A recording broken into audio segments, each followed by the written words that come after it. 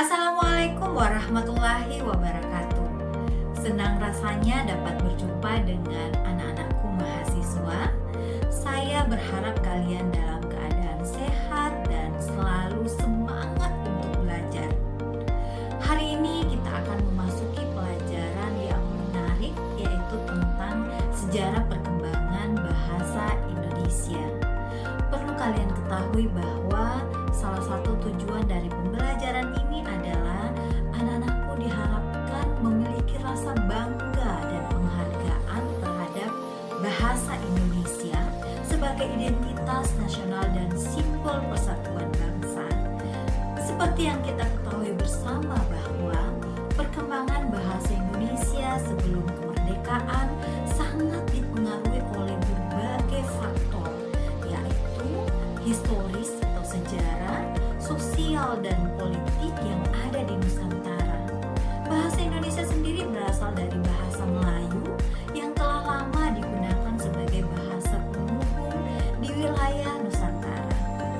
Baik, saya akan menjelaskan poin-poin penting sejarah perkembangan bahasa Indonesia, dimulai dari perkembangan bahasa Indonesia pra-kemerdekaan, kemudian perkembangan bahasa Indonesia pasca kemerdekaan, dan perkembangan bahasa Indonesia pada masa reformasi.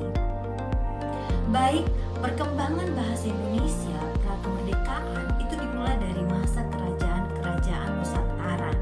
Pada masa kerajaan-kerajaan besar seperti Sriwijaya dan Majapahit, bahasa Melayu digunakan sebagai bahasa perdagangan dan komunikasi antar kerajaan di Asia Tenggara.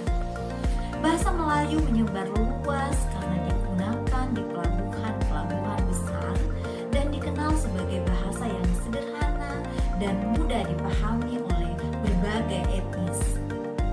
Salah satu bukti awal penggunaan bahasa Melayu dalam bentuk palawa dan aksara lainnya yaitu bisa kita lihat pada prasasti seperti prasasti Kedukan Bukit dari abad ke-7.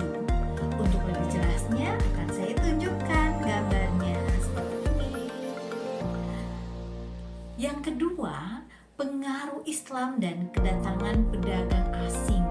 Penyebaran agama Islam di Nusantara pada abad ke-13 itu memperkuat penggunaan bahasa Melayu karena para pedagang dan penyebar agama Islam menggunakan bahasa ini untuk berdakwah dan berdagang.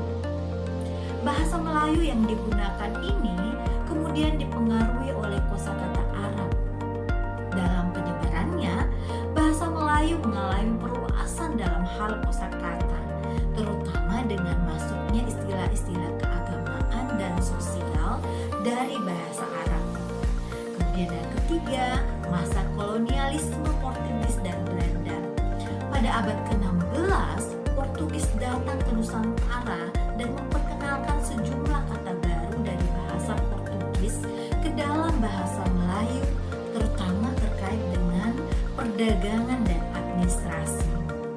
Saat Belanda mulai berkuasa, bahasa Melayu juga dipertahankan sebagai bahasa penghubung, terutama karena Belanda merasa bahasa ini penting untuk berkomunikasi dengan masyarakat lokal.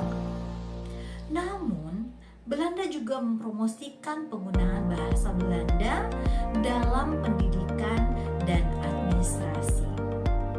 Yang keempat, abad ke-19. Pembentukan bahasa Melayu tinggi pada abad ke-19. Belanda mulai mendirikan sekolah-sekolah untuk pribumi di Hindia Belanda dan menggunakan bahasa Melayu sebagai bahasa pengantar. Meskipun bahasa Belanda juga diperkenalkan pada kalangan elit, upaya Belanda ini untuk membuat bahasa Melayu yang lebih baku menghasilkan terjemahan Alkitab ke dalam bahasa Melayu yang kemudian dikenal sebagai bahasa Melayu tinggi. Di masa ini muncul juga kamus dan buku tata bahasa Melayu yang disusun oleh misionaris dan ahli bahasa Belanda. Yang kelima, awal abad ke-20. Disinilah kebangkitan nasional dan Sumpah Pemuda. Pada awal abad ke-20,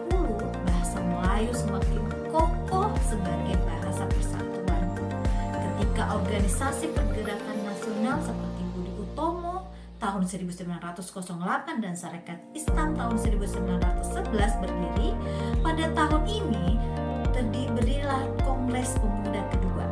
Pemuda-pemudi dalam berbagai suku dan daerah di Indonesia mengikrarkan yaitu Sumpah Pemuda.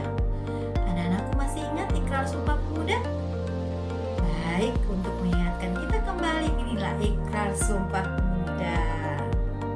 Pada hari itu, bahasa Indonesia resmi menjadi bahasa nasional, yang salah satu poinnya berbunyi, kami putra dan putri Indonesia menjunjung bahasa persatuan, bahasa Indonesia.